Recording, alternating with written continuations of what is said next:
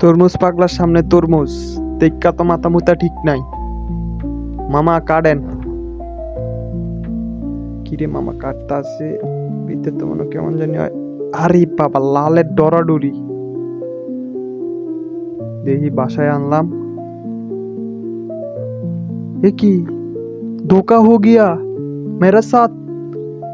খাইয়া দেখি কেমন, হালকা হালকা মিষ্টি,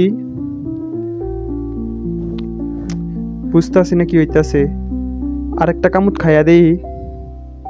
না, মোটামুটি মিষ্টি। বড় একটা কামড় না গাইলে বোঝা যেত না, একটু সাইজ করি। বড় একটা কামড় খা লাগবো। গপ করে একটা কামড় দিলাম। না, মিষ্টি তো লাগতাছে, মজাই তো লাগতাছে। আনছি জনে তরমুজ। মামারে অনেক ধন্যবাদ মামা। একের ক হইছে মামা, একের ক।